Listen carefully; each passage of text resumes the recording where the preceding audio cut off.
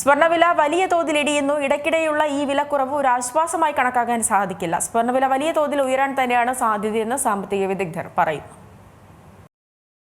അടിപൊളി, സ്വർണ്ണവില അങ്ങനെ കുറയുകയാണ്. വാങ്ങാനിരിക്കുന്ന ഉപഭോക്താക്കൾക്ക് കൂടുതൽ പ്രതീക്ഷകൾ ബലം വയ്ക്കുന്ന കുറവ് തന്നെയാണ് ഇപ്പോൾ രേഖപ്പെടുത്തുന്നത്. സ്വർണ്ണവില കുത്തനെ കുറഞ്ഞുകൊണ്ടിരിക്കുന്നു. അതെ, റോക്കറ്റ് പോലെ കുതിച്ചുയർന്ന സ്വർണ്ണവിലയാണ് പിടിവിട്ട് താഴേക്ക് വീഴുന്നത്. കഴിഞ്ഞ ദിവസങ്ങളിലെല്ലാം ഇടിവുണ്ടായിരുന്നു. ഇന്നും പൊന്നിന്റെ വില കുറഞ്ഞതായിട്ട് തന്നെയാണ് കാണുന്നത്. 1526 രൂപയാണ് പവന് കുറഞ്ഞത്. ഇന്നലെ ഒരു പവന് 1,13,240 രൂപയായിരുന്നെങ്കിൽ ഇന്ന് പവന് 1,11,720 മാറിയിട്ടുണ്ട്. 190 രൂപയാണ് ഗ്രാമിന് മാറ്റം വന്നത്. ആഭരണങ്ങൾ വാങ്ങാൻ കാത്തു നിൽക്കുന്നവർക്ക് ഒരാശ്വാസമുണ്ട് ഇപ്പോൾ. എന്നാൽ അവർക്കിടയിലും ഒരു ആശങ്ക നിലനിൽക്കുകയാണ്. കാരണം രാവിലെ വില കുറഞ്ഞെങ്കിലും ഉച്ചയ്ക്ക് ശേഷം വിലയിൽ വലിയ മാറ്റം ഉണ്ടാകാൻ സാധ്യതയുണ്ടോ എന്നാണ് ചോദ്യം. ജനുവരിയിൽ വൻ കുതിപ്പുകൾ നടത്തിയ സ്വർണ്ണവിലയാണ് ഈ മാസം പൊതുവെ താഴ്ന്ന നിലയിലേക്ക് എത്തുന്നത്. പക്ഷേ ഒരു കാര്യമുണ്ട്, 1,00,000 മുകളിൽ തന്നെയാണ് സ്വർണ്ണവില എന്നതാണ് അതിന്റെ പ്രധാനപ്പെട്ടതൊന്ന്.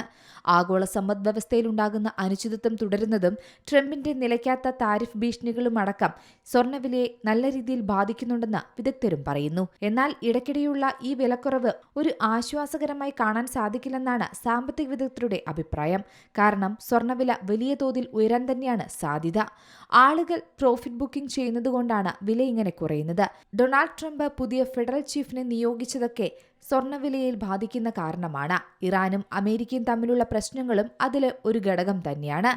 ഡോളറിലുള്ള വിശ്വാസം നഷ്ടപ്പെട്ട് ചൈന പോലുള്ള രാജ്യങ്ങൾ സ്വർണം വാങ്ങിക്കൂട്ടുകയാണെന്ന് ഇതും സ്വർണ്ണവിലയെ പ്രതിപാദിക്കുന്നുണ്ട്. സ്വർണ്ണവില ഇനി പെട്ടെന്ന് കുറയാൻ സാധ്യതയില്ല എന്ന് തന്നെയാണ് വിദഗ്ധർ സൂചിപ്പിക്കുന്നത്. കാരണം ഇനി വില കൂടാനുള്ള സാധ്യത തന്നെയാണ് മുന്നിട്ട് നിൽക്കുന്നത്. ഡോളറിനെതിരെ രൂപ ദുർബലമായി കൊണ്ടിരിക്കുകയാണ്. അതും സ്വർണ്ണവില കൂടുന്നതിന് കാരണമാണ്. അമേരിക്കയിലേക്കുള്ള കയറ്റുമതി ചുങ്കം കുറച്ചതിന്റെ പ്രതിഫലനം എത്ര വേഗത്തിൽ രേഖപ്പെടുത്തുമെന്ന് ഇന്ന് പറയാൻ സാധിക്കില്ല.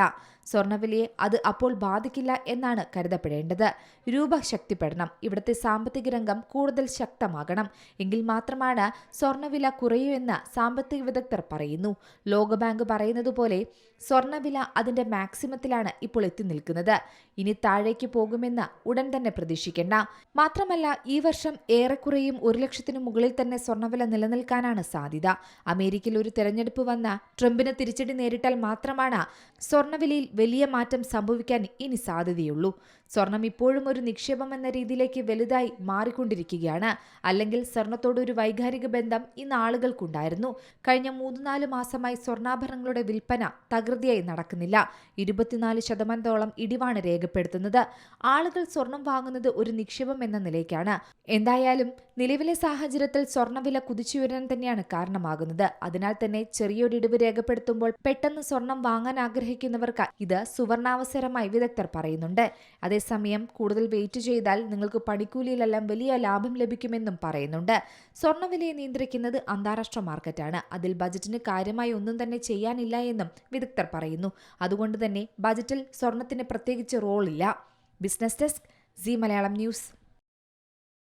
ഏറ്റവും പുതിയ വാർത്തകളും വിശേഷങ്ങളും വിരൽ തുമ്പിലറിയാൻ സി മലയാളം ന്യൂസ് എല്ലാ ഡിജിറ്റൽ പ്ലാറ്റ്ഫോമുകളിലും ലഭ്യം.